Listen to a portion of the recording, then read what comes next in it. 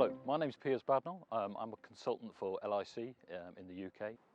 The beauty of the plate meter is it puts numbers to grass. It enables people to actually decide what area should they allocate for their cows to eat, to graze grass.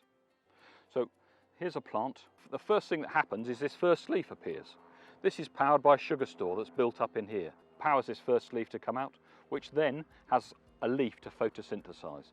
The photosynthesis then starts the second leaf growth and then the third leaf growth. If we leave it from there and don't graze it at that point, we will get another leaf, but we'll get more stalk in the bottom and this bottom leaf dies off. So a ryegrass plant only ever has 3 live leaves. We want to be grazing the ryegrass plant between 2.5 to 3 leaves all the way through the season. If we came here in February, the plant would probably be a whole lot smaller. Probably, if I just fold that back, probably not much more than that, but we'd still have 3 leaves. That ripe point is about 2,800 kilos. We know that ryegrass, well managed in this state, is between 11.5 and 12.5 ME. That when the cow grazes it off, she grazes it down to what we call a good residual. If we have too much mass above, they find it difficult. If we don't hit residuals, we end up with more stalk in the base and we end up with less utilisation.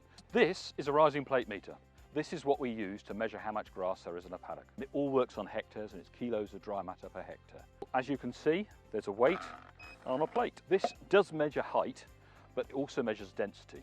And the reason being, you can have 2 sets of grass, exactly the same height, but there's more grass in the dense sward than there is in the open sward. So as we walk across the field, we are placing this down on the grass, and that measures a compressed height. When we're going along, we shouldn't be treating it as a walking stick. What we're trying to do is get it come down vertically on the ground. What we'll do is we'll walk across a paddock, minimum 30 plonks at the end.